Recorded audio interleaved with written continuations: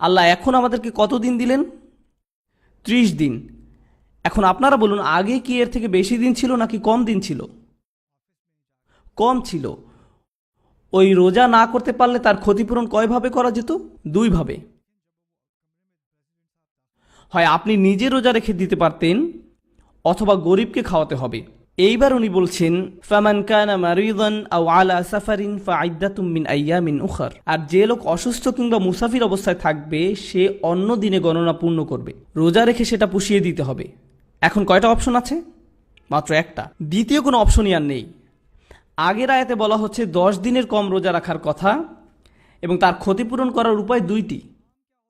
ক্ষতিপূরণ করার 2টা উপায়। তারপর রমজান আসলো, আর আল্লাহ বলছেন এখন তোমাদের আর 3, 4 বা 5 দিন নয়, 30 দিন। আর এখন আপনি না রাখতে পারলে ক্ষতিপূরণ আর 2টি উপায় নেই, একটি উপায়। ব্যাপারটা কি আগে থেকে সহজ নাকি কঠিন হলো? কঠিন হলো। কঠিন হলো। যখনই ব্যাপারটি কঠিন হলো, আল্লাহ আমাদেরকে বলছেন, ইউরিদুল্লাহু বিকুমুল ইউসর ওয়ালা ইউরিদু বিকুমুল উসর। আল্লাহ তোমাদের জন্য সহজ করতে চান, উনি আপনার জন্য কঠিন করতে চান না। সুবহানাল্লাহ। যেই মুহূর্তে উনি এটি কঠিন করলেন, তখনই উনি আবার বলে দিচ্ছেন, যাই হোক আমি তোমাদের জন্য সহজ করতে চাই। হিয়া রব্বি, আপনি তো এইমাত্রই এটি কঠিন করলেন, আবার আপনি কেন বলছেন যে আপনি আমার জন্য সহজ করতে চান? কিভাবে এটা সহজ হয়? এটা তো কঠিন। উনি আসলে গুরুত্বপূর্ণ একটা জিনিস বলছেন, গুরুত্বপূর্ণ একটা জিনিস বলছেন। এর থেকে প্রথম শিক্ষাটা হলো, আল্লাহ মুসলিমদের জন্য রমজানে রোজা রাখার শক্তি দিবেন। আর উনি রমজান মাসেই রোজা রাখাকে বছরের অন্য যে কোনো সময়ের চেয়ে সহজ করে দিবেন। আমি গ্যারান্টি দিয়ে বলতে পারবো, আপনি যখন রমজানে রোজা রাখবেন তখন অন্য যে কোনো সময়ের চেয়ে সহজ হয়ে যায়। কিন্তু এর 1 সপ্তাহ পরেই রোজা রেখে দেখেন, ওইটা 10 গুণ কঠিন হবে। কারণ আল্লাহ বলছেন উনি আমাদের জন্য সহজ করতে চান। ওই 30 দিন অন্য দিনে 3 দিন রোজা রাখা থেকে অনেক সহজ। সুবহানাল্লাহ। এটা হচ্ছে প্রথম অর্থ, আল্লাহ আপনার জন্য সহজ করতে চান। দ্বিতীয় বিষয় হলো, আপনার ট্রেনিং যদি 2 বা 3 দিনের হয়, 4 দিনের হয়, আপনি কিছু প্রশিক্ষণ পান, কিন্তু আপনার ট্রেনিং যদি 30 দিনের হয়, তাহলে আপনি কি বেশি শক্তিশালী হন? অবশ্যই। ওই ট্রেনিংয়ের প্রভাবও কি বেশি দিন থাকে? হ্যাঁ। আল্লাহ আমাদেরকে শয়তানবিহীন 30টা দিন দিয়েছেন, 30টা কোরআনময় দিন, 30টা দিন যে সময় শরীর নয়, আপনাকে নিয়ন্ত্রণ করে আপনার অন্তর। উনি একদম পরিপূর্ণভাবে এই ট্রেনিংয়ের জন্য তৈরি করেছেন। যখন আপনার ট্রেনিং কঠিন হয়, তখন তা শেষ হবার পর আপনি একটি সার্টিফিকেট পান এবং উদযাপনও করেন। আপনি মানুষের কাছে গিয়ে বলেন, আমি আমার সার্টিফিকেট পেয়েছি। মানুষ তখন আপনাকে শুভেচ্ছা জানায়। আমাদের ট্রেনিং যখন শেষ হয়, তখন আমরা কি করি? ঈদ পালন করি, আমরা উদযাপন করি। সুবহানাল্লাহ। আমরা সফলভাবে এই বছরে ট্রেনিং শেষ করেছি। কেন এই ট্রেনিং নিচ্ছি আমরা? যেন আমরা বাস্তব জীবনের সাথে মোকাবেলা করতে পারি। রমজান শেষ হবার পর আপনি আরও শক্তিশালী হবেন, কারণ এখন আপনার অন্তরে আরও বেশি কোরআন আছে। যদিও তখন আপনি আর রোজা রাখছেন না, আপনার ভিতরে কি রয়ে যাচ্ছে? কোরআন। শয়তানের বিরুদ্ধে আপনার আসল অস্ত্র হবে কোরআন। তাই আমরা যখনই কোরআন পড়ি, প্রথমে আল্লাহর কাছে সাহায্য চাই। ফাইদা ক্বারাআতাল কুরআন ফাস্তাঈয বিল্লাহি মিনাশ শাইতানির রাজীম। রমজান শেষ হবার পর আপনি আরও শক্তিশালী হবেন, কারণ এখন আপনার অন্তরে আরও বেশি কোরআন আছে।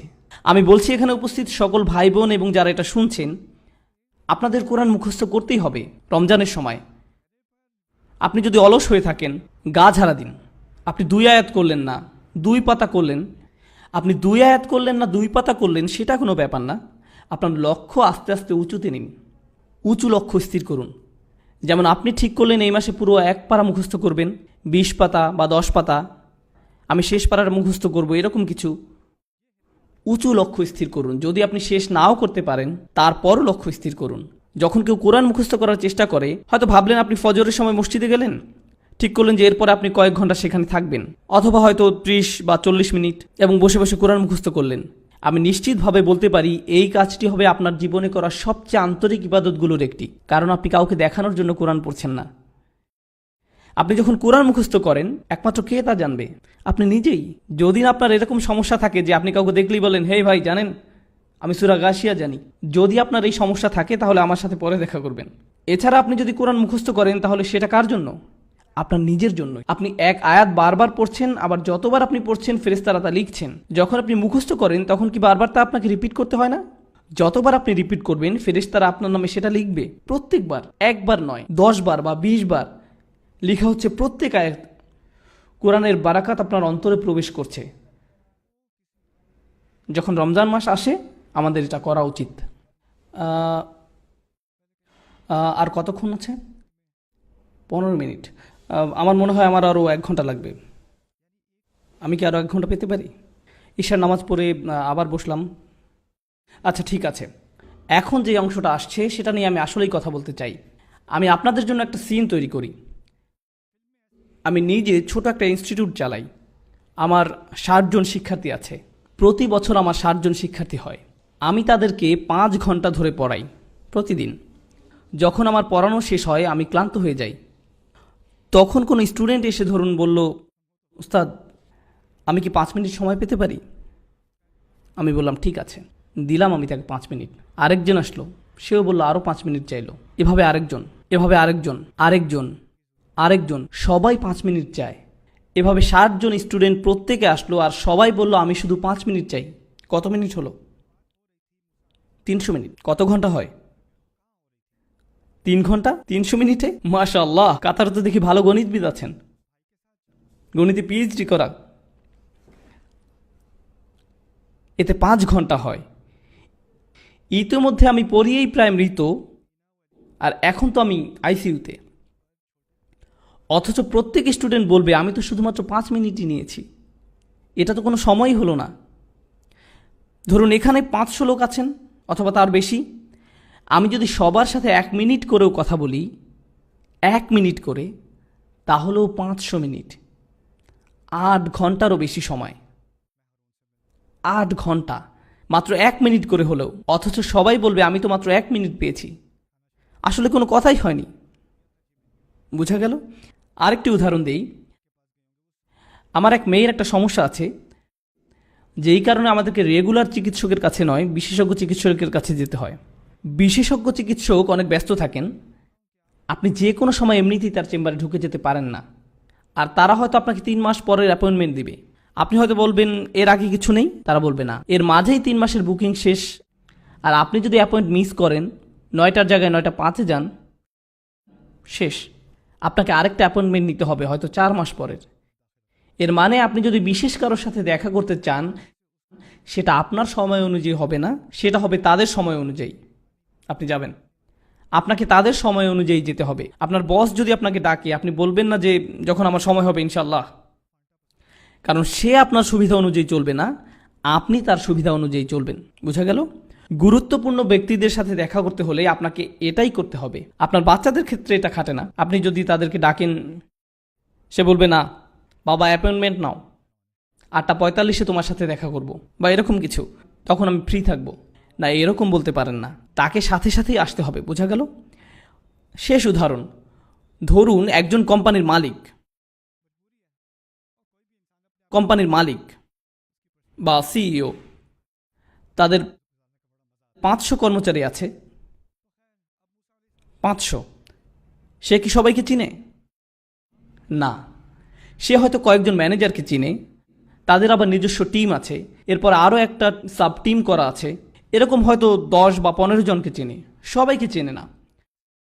সবাই যদি তার কাছে একটা করে অনুরোধ করে, সে কি সেটার জবাব দিতে পারবে? না, না, সে ওটা নিয়ে তেমন একটা চিন্তিতই হবে না। সে ভাবে এই লোক আবার কি, সিকিউরিটি গার্ড, আমার সেটা নিয়ে এত মাথা ব্যথা নেই। আমি হলাম সিইও, এই লোক আবার কি, অ্যাকাউন্টেন্ট, তাতে আমার কি, সে সামান্য একজন কর্মচারী। এখন এই আয়াতটি বোঝার চেষ্টা করুন। ওয়াইদা সাআলাকা ইবাদি আন্নি ফাইন্নী করিব। আমার দাস যখন আপনাকে আমার সম্পর্কে জিজ্ঞাসা করে, আমার দাস যখন আপনাকে আমার সম্পর্কে জিজ্ঞাসা করে, আমি তার একদম কাছেই। উজিবু দাওয়াতাদ দাঈ ইযা দাআন। যখন কেউ আমাকে ডাকে, আমি তার ডাকে সাথে সাথে সাড়া দিই। আমি তোমাকে অপেক্ষা করাবো না, কখনোই নয়। তোমার কল ভয়েস মেইলেও পাঠিয়ে দিব না। এটাও বলা হবে না যে 24 ঘন্টা পরে। আমি তোমার ডাকের সাথে সাথে তার জবাব দিব, সাথে সাথে তার জবাব দিব। একজন মানুষের পক্ষে এটা সম্ভব নয়। এমনকি যদি আমি আপনাকে অনেক ভালোবাসি, তারপরও আমার পক্ষে এটা সম্ভব নয়। আমি আমার মেয়েদেরকে অনেক ভালোবাসি, কিন্তু তারা যখন গাড়ির পেছনে বসে সবাই একসাথে কথা বলা শুরু করে, আমার পক্ষে কি সবাইকে জবাব দেওয়া সম্ভব হয়? না। তাদের একজন বলল আমি আইসক্রিম খাবো, আরেকজন বলল আমি পিজা খাবো, আরেকজন বলল আমি বাসায় গিয়ে ঘুমাতে চাই, আরেকজন বলল চলো পার্কে যাই। আমার পক্ষে এর মাঝে একটাই হয়তো করা সম্ভব। আমি সবার আবদার একসাথে মেটাতে পারবো না, আমার সেই ক্ষমতা নেই। যদিও আমি তাদেরকে ভালোবাসি, আমাকে বলতে হবে আমি দুঃখিত, আমার পক্ষে সম্ভব নয়। আল্লাহ তার রসুল সাল্লাল্লাহু আলাইহি সাল্লামকে বলছেন, যখন তারা আমার সম্পর্কে জানতে চায় আমি খুব কাছেই আছি, যখন তারা ডাকবে আমি তখনই ডাকে সাড়া দিব, আমি তাদের দুয়ার জবাব যখন চাইবে তখনই দিব, যখন তারা ডাকবে আমি তখনই ডাকে সাড়া দিব। বাচ্চাদের কান্নায় আপনাদের বিরক্ত হওয়া ঠিক নয়। বোন, আপনার বাচ্চা যদি কান্না করে সমস্যা নেই, অন্য বোনেরা তার দিকে তাকানো বন্ধ করুন, ওনার দিকে তাকানো বন্ধ করুন। সুন্দর লাইট বা অন্য কিছু দেখুন, জ্বলন্ত চোখে তার দিকে তাকাবেন না। আর আপনার বাচ্চা যদি অনেক বেশি কান্না করে তাহলে বাইরে থেকে ঘুরে আসুন। এগুলোই আমার শর্ত।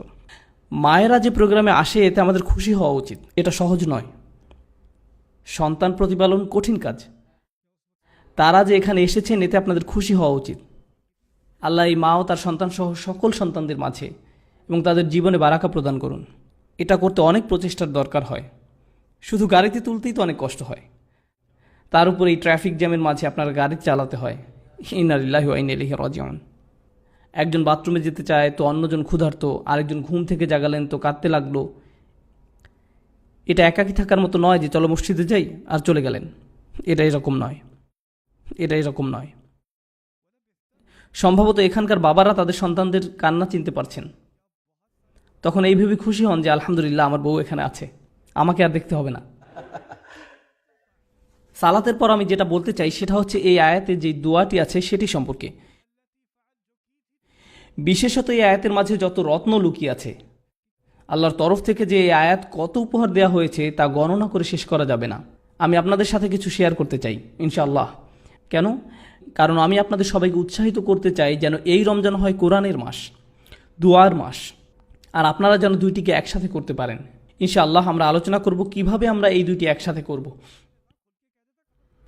যতবার আপনার সামনে হালাল উপার্জনের পথ আসে অথবা আরও অর্থ উপার্জনের উপায় আসে সেটা হয়তো ঠিক হালাল নয়, তখন আপনি নিজেকে মনে করিয়ে দেন ওয়ালি তুকাব্বিরুল্লাহ, আল্লাহ এই অর্থ থেকে অনেক বড়, তাই আমি এটা করব না। প্রতিবার আপনি যখন ঘুমে থাকেন আর ফজরের আজান দেয়, শয়তান আপনাকে চেপে শুয়ে রাখতে চায়, শয়তান আপনাকে বলবে আরও 5 মিনিট। তখন আপনি নিজেকে বোঝান 5 মিনিট, আমি এখন প্রথম রাকাত ধরতে পারবো না, কোনো ব্যাপারই না, যখন ইচ্ছা তখনই ঘুম থেকে উঠে যাওয়া আমার জন্য কোনো ব্যাপারই না। এরপরে যে জিনিসটা আপনি জানেন সেটা হলো সকাল 10টা। যখন এরকম হয় তখন আপনি বলুন ওয়ালি তুকাব্বিরুল্লাহ, আল্লাহ আমার থেকে বড়, আমার ঘুমের থেকেও আল্লাহ বড়। এটার অর্থ এটাই, আল্লাহকে সবচেয়ে বেশি প্রায়োরিটি দেওয়া। আমার নিজের আকাঙ্ক্ষা, আমার নিজের সালা, আমার নিজের অলসতা, নিজের লালসা, নিজের ক্ষুধা, লোভ, এগুলো থেকেও আল্লাহকে বেশি প্রায়োরিটি দেওয়া জীবনে। এটাই হচ্ছে রমজানের ট্রেনিং। ওয়ালি তুকাব্বিরুল্লাহ আলা মা হাদাকুম ওয়া লাআল্লাকুম তাশকুরুন। আর আয়াতটি শেষ হলো এইভাবে যেন আমরা কৃতজ্ঞ হতে পারি। প্রশ্ন হলো কিসের জন্য কৃতজ্ঞ? আয়াত শুরু হয়েছে রমজান মাস, আর এই মাসেই কোরআন নাজিল হয়েছে, অর্থাৎ প্রথমে যে নিয়ামতের জন্য আমরা আল্লাহর কাছে কৃতজ্ঞ থাকবো সেটা কি? কোরআন। যেন আপনি কোরআনকে সত্যিকারের কদর করতে পারেন। এই দেখে ধরুন আমি আপনার বাসায় গেলাম আর আপনাকে একটা উপহার দিলাম, এই দেখো আমি এটা তোমার জন্য কিনেছি। আমি হয়তো আপনার জন্য ছোট একটা ক্রিস্টালের জিনিস কিনেছি, পাকিস্তানিরা আবার ক্রিস্টালের জিনিস খুব পছন্দ করে। আপনি বললেন বাহ, এটা তো খুব সুন্দর, ধন্যবাদ। তারপর দূরে ছুঁড়ে ফেলে দিলেন। এটা কি অপমানজনক নয়? আমি আপনাকে একটা উপহার দিলাম আর আপনি কি করলেন? আমার সামনেই ধন্যবাদ দিয়ে সেটা ছুঁড়ে ফেলে দিলেন। অথবা ধরুন আমি বললাম হেই, আমি তোমার জন্য একটা বই কিনেছি, মনে হয় তুমি পছন্দ করবে। আপনি এক টুকরো কাপড় নিলেন এবং সেটাকে পেঁচিয়ে একেবারে ফ্রিজের উপরে তুলে রাখলেন। আমি এইভাবে রাখার জন্য আপনাকে বইটি দেইনি। কেন দিলাম বইটি আপনাকে? যেন আপনি এটা পড়তে পারেন। আপনি এই উপহারের জন্য সন্তুষ্ট নন, বুঝলেন? আল্লাহ বলছেন যেন তোমরা কৃতজ্ঞ হতে পারো, যেন আপনি এমনভাবে কোরআন কদর করতে পারেন যেমন আপনি আগে করেননি। রমজান যখন শেষ হয়ে যাবে তখন মনে হবে আপনি কোরআনের সাথে একটা নতুন সম্পর্ক গড়লেন। আপনি এটাকে কখনোই আর সরিয়ে রাখতে পারবেন না। সব সময় মনে হবে এর থেকে আরও কিছু জানতে হবে। আল্লাহ আমাদেরকে তার সাথে যোগাযোগের একটা সরাসরি লিঙ্ক দিয়েছেন। অন্য কোনো ধর্মে সেটা নেই, অন্য কোনো ধর্মে নেই। সালাতে আমরা যেটা অনুভব করি সেটা হচ্ছে আল্লাহর সাথে সরাসরি যোগাযোগ। আক্ষরিক অর্থেও সালাতের অর্থ হচ্ছে যোগাযোগ, আক্ষরিকভাবেও এটা যোগাযোগই বোঝায়। আর আল্লাহর যে কালাম আমরা সালাতে পড়ি তা দিয়ে হয় আমাদের সেই যোগাযোগ। এটা হচ্ছে আসমান থেকে জমিনে আল্লাহর প্রসারিত একটি দড়ি। আপনি সব সময় চাইবেন আরও বেশি পড়তে। কোরআনের সাথে আপনার যোগাযোগ যত বেশি হবে, আল্লাহর সাথে আপনার যোগাযোগ তত ভালো হবে। কোরআনের সাথে আপনার যোগাযোগ যত কম হবে, আল্লাহর থেকে আপনি তত দূরে সরবেন। এটা একটা প্রতিষ্ঠিত সত্য। আমাদের পুরো জীবনের একটা লক্ষ্য থাকতে হবে যে আমরা যেন এই বইয়ের আরও কাছে যেতে পারি। আর কেউ কখনোই বলতে পারে না যে তার কোরআনের কাছাকাছি, কেউ না। এটা এমন একটি সমুদ্র যা শেষ হবার নয়। আমি বলতে পারবো না আলহামদুলিল্লাহ এই লেকচার আপনাদের জন্য, আমার জন্য নয়। আসলে আগে আমার নিজের জন্যই, তারপরে আপনাদের জন্য বলছি আমি। কারণ আপনি যত গভীরে যাবেন যে আমি তো কিছুই জানি না, আমার আরও দরকার, আরও। এখন আসছে দোয়ার আয়াতটি, সুবহানাল্লাহ। এর প্রত্যেকটি শব্দ, প্রথমে শুরু করি ইদা দিয়ে, ওয়া ইদা সাআলাকা ইবাদি আন্নি, অর্থাৎ ইদা দিয়ে শুরু হয়েছে। ইদা অনুবাদ করা হয় যখন, আরবি এবং ইংলিশ দুইটাতেই একটা পার্থক্য আছে, যখন এবং যদির মাঝে। আমি চাই যে আপনারা যখন এবং যদির পার্থক্যটা বুঝুন। যদি এর আরবি হচ্ছে ইন। আল্লাহ বলেননি যে যদি আমার বান্দা আপনাকে জিজ্ঞেস করে আমার ব্যাপারে, বরং বলেছেন যখন জিজ্ঞেস করে। ধরুন একজন মায়ের কথা যার ছেলে আর্মিতে গেছে এবং সে যুদ্ধও গেছে, অনেক দিন মায়ের সাথে কোনো যোগাযোগ নেই, কোনো কল বা ইমেইল কিছুই না। মায়ের তো অবশ্যই ছেলের কথা মনে পড়বেই। মা কি বলবে, যখন আমার ছেলে আসবে তখন আমি খুশি হব? নাকি বলবে যদি আমার ছেলে আসে আমি খুশি হব? সে বলবে যখন আমার ছেলে আসবে তখন আমি খুশি হব। বলেন যখন। আপনি তখন যদি বলেন না, বলবে না যে যদি ছেলে আসে তাহলে আমি খুশি হব। কারণ সে যদি বলে যে যদি আমার ছেলে আসে তাহলে আমি খুশি হব, এর অর্থ সে এটা মেনেই নিয়েছে যে তার ছেলে মরে যাবে। কিন্তু যদি বলে যখন, তার মানে সে আশা করছে যে সে ফেরত আসবে। যখন আপনি কাউকে হারিয়ে ফেলেন আর আপনি চান যে তারা ফিরে আসুক, আপনার অন্তর এটা মেনেই নিতে পারবে না যে সে আসবে না। আপনি তখন যদি বলেন না, বলেন যখন। আল্লাহ বলছেন যখন আমার দাস তোমাকে জিজ্ঞেস করবে। উনি বলেননি যদি আমার দাস তোমাকে জিজ্ঞেস করে। কেন? কারণ আল্লাহ আশা করছেন যে আমরা এই ব্যাপারে জিজ্ঞেস করব। উনি অপেক্ষা করছেন আমাদের ডাকের জন্য। এটা অনেকটা এমন যে আল্লাহ অপেক্ষা করছেন কখন আমরা চাইব। সুবহানাল্লাহ। যখন, এই একটি শব্দের মাঝে আছে বিশ্বাস, আশা, ভালোবাসা, সব কিছু। আল্লাহ যদি এমনভাবে বলতেন যে আল্লাহ মানুষকে পরোয়াই করেন না, তারা চাক বা না চাক তাতে তার কি। এবার আসি সাআলা শব্দটি নিয়ে। এটা অতীতকাল। ইদা ইয়াসআলুও বলা যেতে পারে, যেটা দিয়ে বর্তমান কাল বোঝায়। ইদা অতীতকাল এবং বর্তমান কাল এই দুই ক্রিয়ার সাথেই ব্যবহার হয়। যখন বর্তমান কালের সাথে ব্যবহার হয় তার মানে বারবার বোঝায়। মানে যদি বোঝানো হতো আমার দাস যখন আমার সম্পর্কে বারবার জিজ্ঞেস করে, তখন হতো ইদা ইয়াসআলুকা। কিন্তু আয়াতে বলা হয়েছে ইদা সাআলাকা। এটা অতীতকালের ক্রিয়া, শুধু কোনো কিছু একবার হয়েছে সেটাই বোঝায়। এর মানে আল্লাহ বোঝাচ্ছেন আমি আমার দাসের জন্য অপেক্ষা করছি, সে যদি একবারও আমার কাছে চায়। আমি অনেকবারের জন্য না, তার একবার ডাকের জন্যই অপেক্ষা করছি। এরপর বলছেন সাআলাকা, তারা আপনাকে, রাসূল সাল্লাল্লাহু আলাইহি সাল্লামকে জিজ্ঞেস করবে। কোনো সাহাবী বলতেন যে আমি আল্লাহ সম্পর্কে আরও জানতে চাই। তো কাকেই জিজ্ঞাসা করবেন? কাকেই জিজ্ঞাসা করবেন? রাসূল সাল্লাল্লাহু আলাইহি সাল্লামকে। এরপর আল্লাহ বলছেন সাআলাকা ইবাদি, বলেননি যে সাআলাকা হাউলা, সাআলাকাল্লাযীনা আমানু, যারা বিশ্বাস করে তারা জিজ্ঞেস করলে, সাআলাকাল মুমিনুন, মুমিন বান্দারা জিজ্ঞেস করলে, সাআলাকাল মুসলিমুন আসহাবুক। তিনি বলছেন ওয়া ইদা সাআলাকা ইবাদি, আমার দাসেরা, আমার দাসেরা। উনি বলেননি যে ইবাদুনা বা ইবাদাল্লাহ, বলেছেন ইবাদি। শেষের এই ই দিয়ে বোঝায় আমার দাস। আল্লাহ কোরআনে সে, আমরা, আমি এগুলো ব্যবহার করেছেন বিভিন্ন সময়। আমি, কখনো উনি আমি ব্যবহার করেন, কখন উনি আমি ব্যবহার করেন যখন হয় উনি বেশি ভালোবাসা দেখান অথবা বেশি রাগ প্রকাশ করেন। শুধু এই দুই প্রেক্ষাপটে। আপনি যদি কোরআনের একটি আয়াত পড়েন যাতে আমি ব্যবহার করেছে, সেক্ষেত্রে দেখবেন হয় আল্লাহ অসম্ভব ভালোবাসা দেখিয়েছেন, অথবা প্রচণ্ড রাগ দেখিয়েছেন। সাধারণ কোনো ক্ষেত্রে সেরকম হয়নি। এটা হচ্ছে এমন আয়াত যাতে অসম্ভব ভালোবাসা দেখিয়েছেন। তাই উনি বলছেন ইবাদি, ইবাদুনা বলেননি, আমার দাস বলেছেন। আমরা অনেক সময় আমাদের কাছের কেউ দূরে থাকলেও বলি আমার ভাই, আমার বোন, আমার বাবা, আমার মা। এর মানে এই না যে আপনি ওদের মালিক। এ দিয়ে তাদের প্রতি আপনার ভালোবাসাটার প্রকাশ পায়। যখন আপনি কারোর জন্য ব্যবহার করেন, এক্ষেত্রে তারা হচ্ছে আল্লাহর দাস। এমন হতে পারে এরা হয়তো আল্লাহর ইবাদতই করেনি। এখন তারা কার কাছে জিজ্ঞেস করেছিল? দেখি আপনাদের মনোযোগ কেমন আছে। তারা কি আল্লাহর কাছে সরাসরি জিজ্ঞেস করেছিল নাকি রাসূলুল্লাহ সাল্লাল্লাহু আলাইহি সাল্লামের কাছে জিজ্ঞেস করেছিল? তারা রাসূল সাল্লাল্লাহু আলাইহি সাল্লামের কাছে জিজ্ঞেস করেছিল। এখন আমি অর্থটা আবার বলি, যখন তারা আমার সম্পর্কে জিজ্ঞেস করে তাহলে তাদেরকে বলো আমি নিকটে। আয়াতে কিন্তু বলা হয়নি তাদেরকে বলো, আয়াতে বলেছে ফাইন্নী করিব। যখন তারা আমার সম্পর্কে জিজ্ঞাসা করে তখন আমি একদম কাছে, তখন আমি একদম কাছে। কোন জিনিসটা বলা হয়নি? তাদেরকে বলো ফাকুল্লাহুম ইন্নী করিব।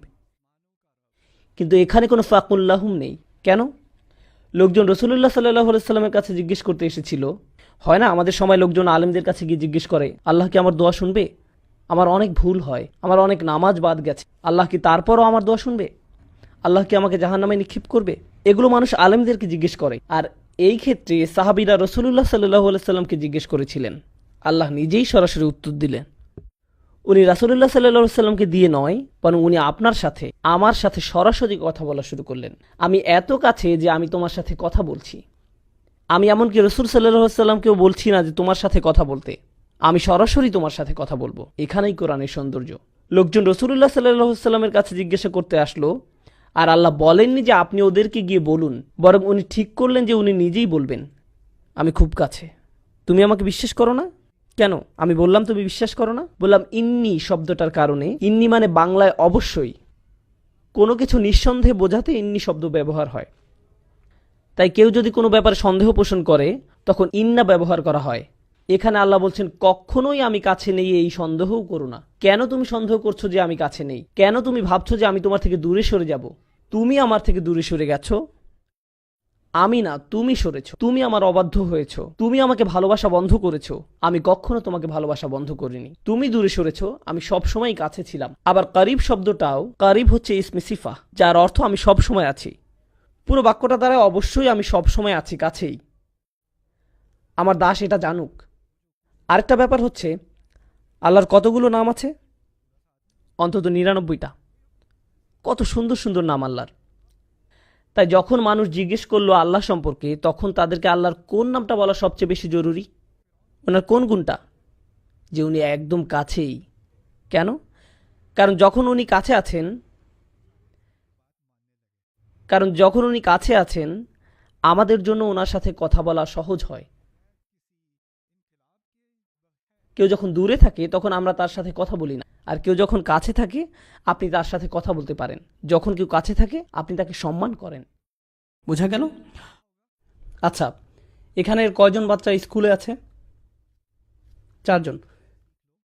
বাকিরা কি করে? আচ্ছা যাই হোক, যদি আপনি স্কুলে থাকেন আর টিচার ক্লাসরুমের বাইরে দিয়ে হেঁটে যায়, তখন কি আপনার আচরণে কোনো পরিবর্তন আসে নাকি আসে না? মিথ্যা বলবেন না, আপনি এখন মসজিদে আছেন। বাইরে গিয়ে মিথ্যা বলুন। না না, আমি জাস্ট মজা করলাম। যখন টিচার আপনার কাছে থাকে আপনার ব্যবহার একরকম হয়। ধরুন আপনি একটা পরীক্ষা দিচ্ছেন, টিচার হেঁটে বেড়াচ্ছে, আপনি কি আপনার পরীক্ষার খাতা একটু ঢেকে ফেলেন না? এমনকি ছায়া দেখলেও কেঁপে ওঠেন। বিশেষত উনি যদি আপনার টেবিলে হাত রাখে আর আপনার খাতার দিকে তাকিয়ে একটু মালাকুল মাউত। আমি আমার স্টুডেন্টদের সাথে এরকম করি, কারণ আমি তাদেরকে মানসিকভাবে টর্চার করতে পছন্দ করি। এটাই টিচিংয়ের সবচেয়ে বড় মজা। আপনি তাদেরকে নিয়ে খেলতে পারেন। আল্লাহ বলছেন যদি আমার দাস আমার সম্পর্কে জানতে চায় তাহলে বলুন আমি একদমই কাছে আছি। কেউ যখন কাছে থাকে, আপনি যখন আশেপাশে পুলিশ অফিসার দেখেন আপনি অন্যরকম আচরণ করেন। আপনি যখন দেখেন আপনার বস পাশে আছে, যখন জানেন টিচার কাছে আছে, আপনি ভিন্ন আচরণ করেন। যখন আপনি দেখেন আপনার মা পাশে আছে, বন্ধুদের সাথে ভিন্নভাবে কথা বলেন। যখন সে অন্য রুমে যায় তখন হয়তো আপনি আপনার বন্ধুর মুখে ঘুষি মেরে দেন, এই ধরনের কিছু করেন। যখন আপনি অনুধাবন করবেন যে আল্লাহ নিকটে, তখন আপনি সব সময়ের জন্য একদম ভিন্ন মানুষ হয়ে যাবেন, কারণ উনি সব সময় কাছে। এখন উনি যদি সবচেয়ে কাছেই হন, এরপর উনি কি বলছেন? উজিবু, উজিবু। আরবিতে আজাবা মানে উত্তর দেওয়া। এছাড়াও আরেকটা শব্দ আছে ইস্তেজাবা। কোরআনের অন্য এক জায়গায় আল্লাহ বলছেন ফাস্তাজাবা লাহুম রব্বুহুম। তিনি আজাবা লাহুম বলেননি, তিনি বলেছেন ফাস্তাজাবা লাহুম। তাদের প্রভু তাদের ডাকে সাড়া দেন। দেখা যাচ্ছে দুইটা শব্দ আছে আরবিতে, আজাবা আর ইস্তেজাবা। আজাবা আর ইস্তেজাবা। আজাবা দিয়ে বোঝায় যেটা সাথে সাথে হবে। যখন আপনি কোনো দেরি করা ছাড়াই কাউকে জবাব দেন সেটাকে বলা হয় ইজাবা। আর যখন আপনি সময় নিয়ে জবাব দেন সেটাকে বলা হয় ইস্তেজাবা। আল্লাহ বলছেন উজিবু, এর মানে উনি কিভাবে দোয়ার উত্তর দেন? সাথে সাথে, কারণ উনি সবসময় কাছে। কেউ কেউ দোয়া করে আর বলে কখন আল্লাহ জবাব দিবেন, কখন আল্লাহ সাহায্য আসবে, আমি অসুস্থ, কখন আল্লাহ আমাকে সুস্থ করবেন, আমি চাকরি পাচ্ছি না, কখন আল্লাহ চাকরি দিবেন, আমার বিয়ে হচ্ছে না, কখন আল্লাহ আমার বিয়ে দিবেন, আমার মা একের পর এক বিয়ের প্রস্তাব নাকচ করছেন, কখন আল্লাহ তার অন্তরটা পরিবর্তন করবেন, এর নাক লম্বা, তার চোখ বেশি ছড়ানো, এ জানে না কিভাবে ঠিকমতো চা বানাতে হয়, এসব করে আমার বিয়ে হচ্ছে না, আমার মা সব নষ্ট করে দিচ্ছে, ইয়া আল্লাহ কেন আমার মা এরকম। আর আল্লাহ কি বলছেন? তিনি কখন সেটার জবাব দিবেন? সাথে সাথে। ও আরেকটা কথা, এগুলো সব রমজানের আয়াত, তাই না? তাই আপনি যদি সত্যি সত্যি চান আল্লাহ সাথে সাথে আপনার দুয়ার জবাব দিবেন রমজানে, আর আপনি যদি চান যে আল্লাহ আপনার কাছে আসবেন, তাহলে আগে নিজে আল্লাহর কাছাকাছি হন, বেশি বেশি কোরআন পড়ুন, আর তারপর দোয়া করুন। কোরআন পড়ুন আর দোয়া করুন। রমজানে আপনার এরকমটি করা উচিত। যখন আপনি বেশি বেশি দোয়া করা শুরু করবেন, তখন রমজান মাসটা উপভোগ করা শুরু করবেন। রমজানের আনন্দটাই হচ্ছে দোয়ার মাঝে। অর্থাৎ উনি বলছেন উজিবু, আমি জবাব। তারপর উনি বলছেন দাওয়াতা দাই। কি শক্তিশালী শব্দ চয়ন! পূর্বে বলেছিলাম কোরআন মজিদে আমি কখন ব্যবহার করা হয়, মনে আছে? অনেক বেশি ভালোবাসা এবং অনেক বেশি রাগ প্রকাশ করার সময়। এখানে কোনটা? অনেক বেশি ভালোবাসা।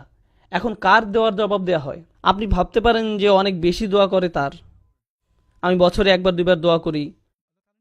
যখন আপনার পরীক্ষা থাকে তখন দোয়া করেন ইয়া আল্লাহ আমার পরীক্ষা, আমিন। এখন কার দোয়ার জবাব দেওয়া হয়? অথবা গাড়ি চালানোর সময় লাল বাতি অতিক্রম করে গেলেন আর বিশাল জরিমানা দিতে যাচ্ছেন, তখন দোয়া করেন এই বলে ইয়া আল্লাহ ক্যামেরা এবং লাইসেন্স প্লেটের মাঝে কভার সৃষ্টি করে দাও, আমি যেন অথরিটি থেকে কোনো মেসেজ না পাই, ইয়া আল্লাহ। তখন আপনার আল্লাহকে স্মরণ হয়। কেউ যদি অনেকবার দোয়া করে তাহলে দোয়া শব্দটি ব্যবহার হয়, কিন্তু কেউ যদি শুধু একবার দোয়া করে সেটা প্রকাশ করতে ব্যবহার করা হয় দাওয়াতুন। দাওয়াত শব্দটি শেষে তা মারবুতা নির্দেশ করে যে এটা একমাত্র একবার ঘটে। যেমন দরাবায়ের অর্থ হলো প্রহার করা, কিন্তু দরাবাত মানে একবার প্রহার করা। আকালা মানে খাবার, কিন্তু আকালা অর্থ একবারের খাবার। তা মারবুতা এটাকে একবারের জন্য বানিয়ে দেয়। আল্লাহ বলছেন দাওয়াত দাই, প্রার্থনাকারীর একবারের প্রার্থনাতেও আমি সাড়া। লোকটি মাত্র একবারই দোয়া করলো, আল্লাহ বললেন না যে সারা বছর কোথায় ছিলে, তুমি জীবনে কখনো সালাত করনি, মাত্র একবার দোয়া করলে ফাইন করিব, ভুলে যাও যে তোমার ডাকে সাড়া দিব। আপনি যদি কোনো অফিসের কর্মচারী হন আর বছরে মাত্র একবার অফিসের নিজের চেহারা দেখালেন, আপনার চাকরি থাকবে না। তারা বলবে কে আপনি? আমি এখানে চাকরি করি। কখন? আমি গত বছর চাকরি পেয়েছি।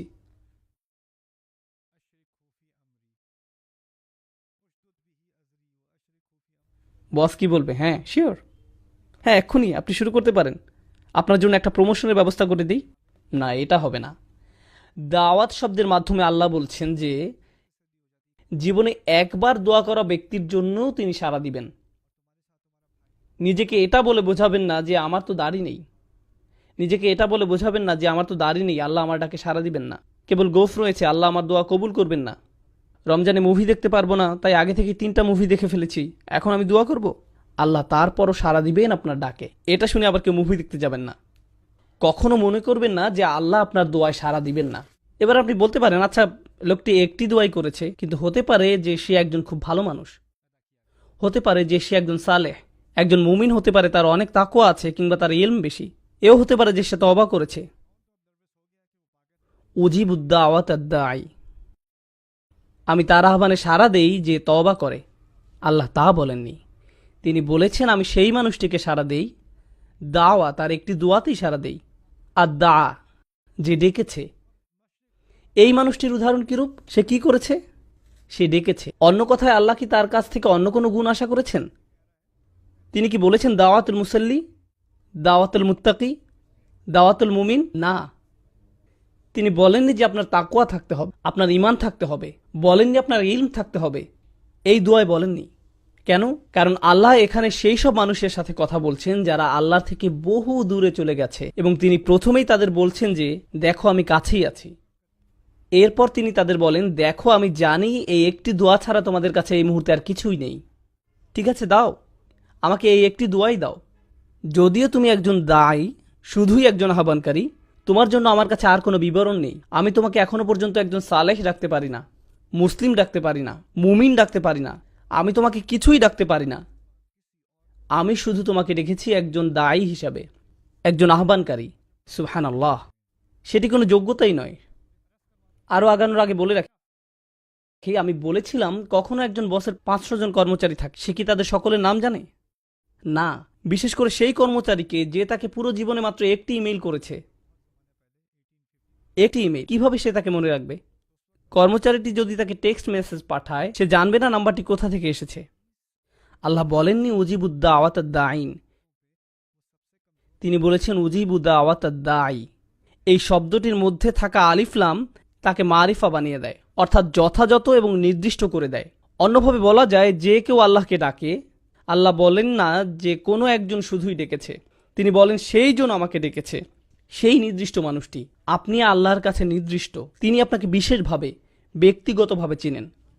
কোনো ডাক্তার আপনার নাম মনে রাখতে পারবে না যদি তাকে দিনে 100টা রুগী দেখতে হয়।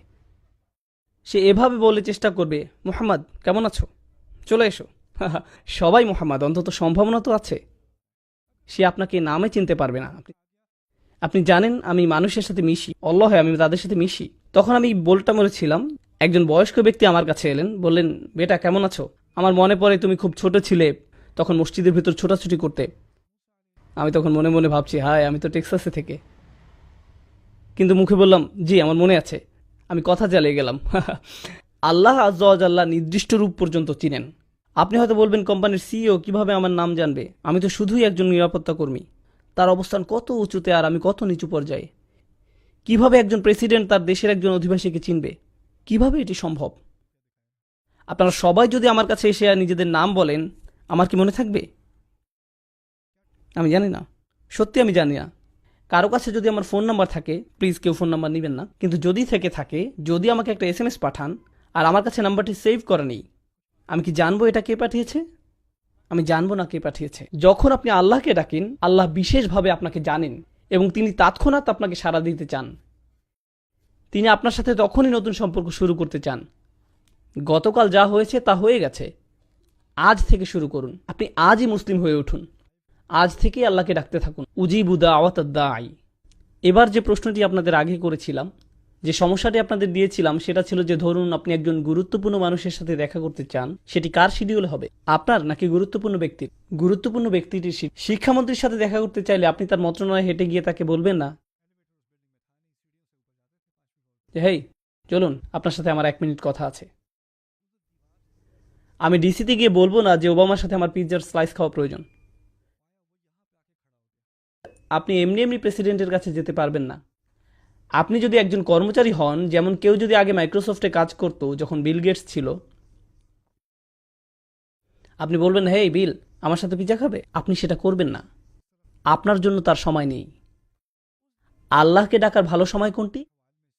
মানুষ বলে কোন সময়টি আল্লাহর কাছে দোয়া করার জন্য উত্তম, মানুষ তাই বলে। আর অবশ্যই আমরা রমজান নিয়ে কথা বলছি। তিনি কি বলেন এই ব্যাপারে? তিনি বলেন উজিবু দাওয়াত দাঈ ইজা, যে কোনো সময়, যে কোনো সময়, দাআনি যখনই সে ডেকেছে, যখনই তুমি আমাকে ডাকবে তখনই আমি তোমাকে সাড়া দিব। সকালে ডাকো আমি সাড়া দিব, বিকেলে ডাকো আমি সাড়া দিব, ঘুমোতে যাওয়ার আগে ডাকো আমি সাড়া দিব। সুবহানাল্লাহ, এটি সম্পূর্ণ আয়াত নয়, এটি আয়াতের প্রথম অংশ। আমি তোমাকে সাড়া দিব যখনই তুমি আমাকে ডাকবে, এটি আল্লাহর আহ্বান। এটা কিভাবে হয় যে আমরা এই আহ্বানকে উপেক্ষা করে যাই? কিভাবে একজন মানুষ আল্লাহর বাণী শুনে দোয়া না করে থাকতে পারে? আমি বুঝতে পারি না। তারপর তিনি বলেন, এতক্ষণে আমি তোমাকে আহ্বান করলাম, আমার আহ্বান হলো আমি তোমার কাছেই আছি, আমি যে কোনো সময় তোমার ডাক শুনতে প্রস্তুত। যদিও তুমি একবার দোয়া করো, তারপরও আমি তোমার কথা শুনবো। দোয়া ছাড়া তোমার আর কোনো ইসলামিক গুণ না থাকলেও আমি তা শুনবো। তবে তোমার কি করা উচিত? আল্লাহ আপনার জন্য এত সব করছেন, আপনি তার জন্য কি করবে? তিনি বলেন ফালিয়াস্তাজিবু লি। আগে দুইটা শব্দের কথা বলেছিলাম, আজাবা আর ইস্তেজাবা। ইস্তেজাবা মানে হলো উত্তর দেওয়ার চেষ্টা করা। কেউ আমাকে বলল, ভাই আপনার সাথে লাঞ্চ করতে চাই, আমি বলবো আমি সময় বের করতে চেষ্টা করব। আমি জানি না আমি এটা পারবো কিনা। চেষ্টা করার মানে আপনি সফল হতেও পারেন, আবার ব্যর্থও হতে পারেন। আল্লাহ বলেন ফালিয়াস্তাজিবু লি, তাদের অন্তত আমাকে সাড়া দেওয়ার চেষ্টা করা উচিত। তোমরা আমার কাছে কিছু জিনিস চাইছো, আল্লাহ বলেন তোমরা আমার কাছে ভালো চাকরি চাইছো, স্বাস্থ্য কামনা করছো, তোমাদের সন্তানদের নিরাপদে রাখতে বলছো, তোমাদের বাবা মায়ের জন্য আমার কাছে চাইছো, একটা বাড়ি চাইছো, তোমরা আমার কাছে সব কিছু চাইছো। আমিও তোমাদের কাছে কিছু আশা করছি। আমার চাওয়া বিষয়গুলোর ব্যাপারে তোমরা কি করবে? ফালিয়াস্তাজিবু লি, তাদের উচিত আমার ডাকে সাড়া দেয়া, তাদের উচিত আমাকে সাড়া দেয়া। এখন ব্যাপারটি হলো ফাতিহায়, সূরাতুল ফাতিহা, আমরা আল্লাহর কাছে কি চাই কেউ জানেন? আমরা চাই পথ প্রদর্শন, কিন্তু আল্লাহ আমাদের কাছে কি চান? ইবাদাহ। ইয়াকা নাবুদু ওয়া ইয়াকা নাস্তাইন। নাস্তাইন মানে আমরা সাহায্য চাই, কিন্তু আল্লাহর কাছে কিছু চাইবার আগে আমরা তার জন্য কি করব? আমরা তার জন্য কি করব? ইয়াকা নাবুদু, তিনি আমাদের জন্য কি করবেন?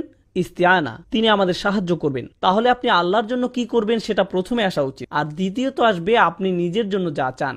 কিন্তু রমজানের এই আয়াতগুলোতে তিনি বলেন আমি তোমাকে সাড়া দিব যখনই তুমি আমাকে ডাকবে।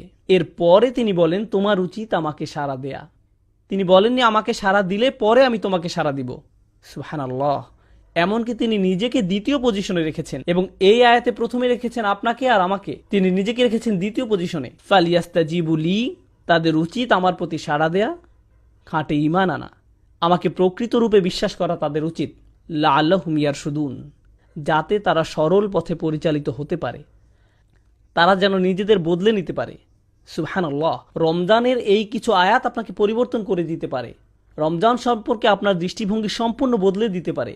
আমরা যদি এই কয়েকটি আয়াতই শুধু অনুধাবন করি, এদের প্রতিফলন ঘটাই, তবে কোরআনের সাথে, দোয়ার সাথে, আল্লাহর সাথে আপনার যে সম্পর্ক তৈরি হবে তা রমজানের পরবর্তীকালীন সময়ের জন্যও সম্পন্ন হয়ে যাবে। এই সকল জিনিস আপনার অন্তরে গেঁথে দিতে হবে। আলোচনার শেষে আমি আপনাদেরকে কিছু বাস্তব পরামর্শ দিতে চাই। এখন আমি কিছু বাস্তব চিত্র তুলে ধরতে চাই, যে জিনিসগুলো আপনাদেরকে খুঁজে বের করতে হবে। রমজান মাস থেকে আমরা আসলে কি পেতে চাই? রমজান মাস থেকে আমরা আসলে যেটা পেতে চাই, রোজা রাখার উদ্দেশ্য হচ্ছে তাকওয়া অর্জন করা, উদ্দেশ্য হচ্ছে তাকওয়া অর্জন করা। আর রমজান মাসের উদ্দেশ্য হচ্ছে তিনটি। 30 দিনের ট্রেনিং শেষ করা, আল্লাহর মহত্ব ঘোষণা করা, আল্লাহর কৃতজ্ঞতা প্রকাশ করা। ওয়ালিতুকাব্বিরুল্লাহ আলা মা হাদাকুম ওয়ালিতুকমিলুল ইদ্দাহ ওয়ালিতুকাব্বিরুল্লাহ আলা মা হাদাকুম কুম তাশকুরুন। রমজানের 3টি গোল। এখন আমি আপনাদেরকে বলি তাকওয়ার পথে মূল বাধা কি হতে পারে। আপনারা যেখানে বাস করছেন, যেমন কাতার, দুবাই, খালিজ, আরব বিশ্ব বা মুসলিম বিশ্বের মাঝে, আপনার জন্য, আপনার সন্তানের জন্য সবচেয়ে ভয়ের ব্যাপার হচ্ছে বস্তুবাদ। এটাই সবচেয়ে বড় ভয়। আপনি আর আপনার সন্তান গাড়ি বলতে অজ্ঞান, ব্র্যান্ডের কাপড়, ব্র্যান্ডের ফোন, ইলেকট্রনিক পণ্য, নতুন মুভি, নতুন নামানো গান, মার্কেটে ঘুরে বেড়ানো, ফেসবুক, নিজের কমেন্টে কত লাইক পেলেন, এইসব জিনিস নিয়ে আপনি ডুবে আছেন। আপনার পুরো জীবনের অর্থই এগুলো, আর কিছু নয়। আর এটাই দুঃখজনক, কারণ আল্লাহ সাক্ষী, এই উম্মার তরুণরা হচ্ছে সবচেয়ে সম্ভাবনাময়। যখন এই উম্মার তরুণরা কোরআনকে অন্তরে ধারণ করবে, তারা দুনিয়া পাল্টে দিতে পারবে। সত্যি দুনিয়াটা তখন অসম্ভব সুন্দর একটা জায়গা হবে, যদি শুধু এই উম্মার তরুণরা জাগতে পারে। কিন্তু উম্মার তরুণ প্রজন্ম আইফোন 5, স্যামসাং গ্যালাক্সিটা, আইপ্যাড, ফেসবুক নিয়েই বুঁদ হয়ে আছে। এই জিনিসগুলোই খুব ভালো কাজেও ব্যবহার করা যায়, কিন্তু মনে রাখতে হবে এই জিনিসগুলো এক একটা অভিশাপে পরিণত হতে পারে। তলোয়ার শত্রুর দিকে তাক করে রাখলে সেটা ভালো, কিন্তু নিজের দিকে তাক করে রাখা খারাপ। এটা একদম সত্যি। এই জিনিসগুলো খুবই ভালো জিনিস, খুবই ভালো জিনিস। আমি কতবার ফেসবুক ব্যবহার করেছি জানেন? একবারও না। হ্যাঁ, সেখানে আমার ছবি আছে, আমার উক্তিও হয়তো আছে, কিন্তু আমি নিজে কখনো সেটা ব্যবহার করিনি। মাঝে মাঝে কেউ কেউ বলে, ব্রাদার আপনি কখনো টুইটারে জবাব দেন না। আমি বলি আমি সুন্নাহ পালন করার চেষ্টা করি, চেষ্টা করি যাতে মানুষের উপকারে আসে এমন কিছু বলতে, কিন্তু মানুষের সাথে অনলাইনে কথোপকথনে জড়াই না। আমাদের আরও গুরুত্বপূর্ণ কথোপকথন আছে আল্লাহর সাথে। আসলে কি আপনারা এত কথা চালাচালি করার সময় আছে? এত কথা চালাচালি করার সময় আছে? এত সময় কোথা থেকে আসে যে একটা ইউটিউবে ভিডিও নিচে সব কমেন্ট পড়ে বসে আছেন? কোথায় পান এত সময়? কোথায় পান? আমি অবাক হয়ে যাই। তাই আমাদের নিজেদেরকে আগে এসব থেকে বের হয়ে আসতে হবে। বিশেষত রমজানের সময় আমাদের যত সম্ভব এসব গ্যাজেট থেকে দূরে থাকতে হবে।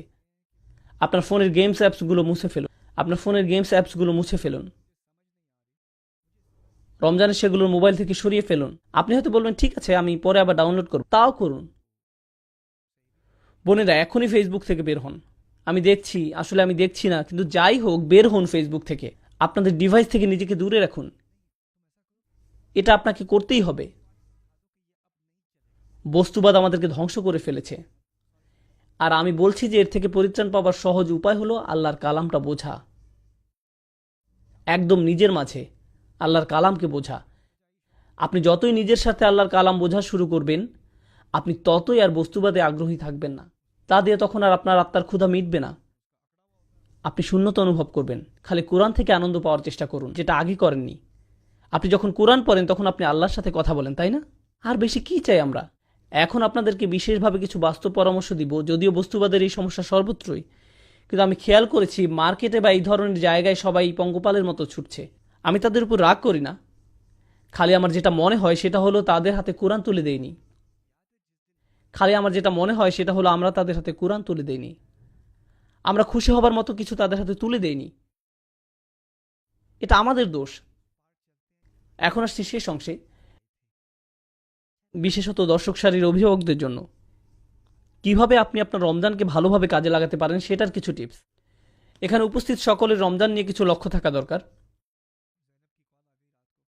আমার পরামর্শ হলো আপনি কিছু ছোট সূরা মুখস্থ করতে পারেন। ছোট সূরা বলতে বোঝাচ্ছি 1-1.5 পাতার সূরা, কয়েকটি, যদি পারেন 4টি অথবা 2 থেকে 4টির মতো।